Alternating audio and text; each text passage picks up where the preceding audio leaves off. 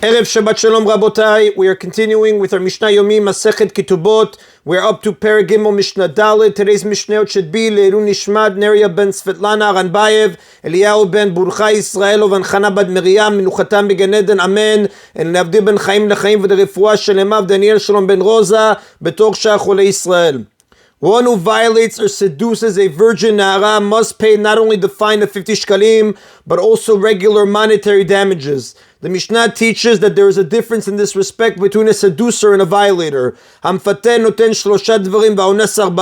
The seducer pays for 3 things, but the violator pays for 4 things as follows. The seducer pays for the shame that he made her suffer and for her devaluation, the amount by which he reduced her market value as a maidservant, and he pays the fine of 50 shkalim. The violator gives more than the seducer, and that he also pays for the physical pain that he inflicted upon her. The seducer, however, does not pay for pain. Since the Nara consented to cohabiting with him, her pain is not considered significant, as the Mishnah discusses on page 39a and b, Masechet Ketubot.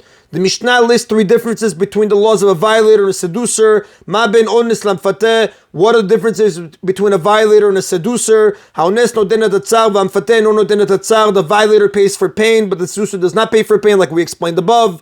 The violator pays the fine immediately, meaning he must pay even if he marries the Nara, as the Torah states in Sefer Dvarim, chapter 22, verse 29, that the violator must marry her and pay the fine. But the seducer pays the fine only if he sends her away, meaning if he does not marry her. If he does marry her, he is exempt from the fine.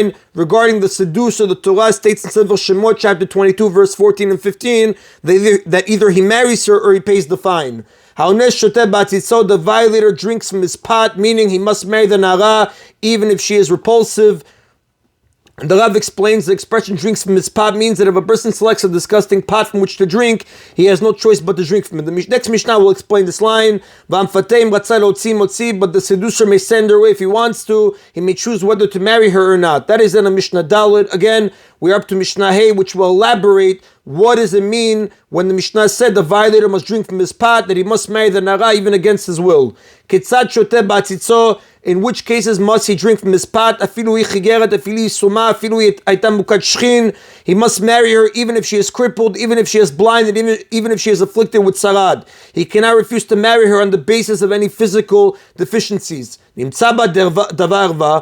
if a matter of immorality was discovered concerning her, meaning she committed adultery when married to him, the Mishnah must mean that she cohabited with another man after she married the violator. Before their marriage, she was not considered his wife, even though he cohabited with her and was obligated to marry her, and so she would not become prohibited to him by cohabiting with another man. And in fact, any wife who commits adultery becomes forbidden to her husband. The Mishnah teaches that this rule applies even in the case of a violator who is otherwise prohibited to divorce the woman he violated. Or if she is unfit to marry a Jew, for example, she is a mamzeret, and he is not allowed to keep her. If she committed adultery after he married her, he must divorce her. If she is prohibited him for some other reason, like a mamzeret, he may not marry her in the first place, and if he did, he must divorce her. Even if the Nara is prohibited, he must still pay the fine of 50 shkalim as taught in Mishnah 1. Shenemar, how do we know that if she is unfit, or if we found Ba'davar he can't marry her, stay married to her? The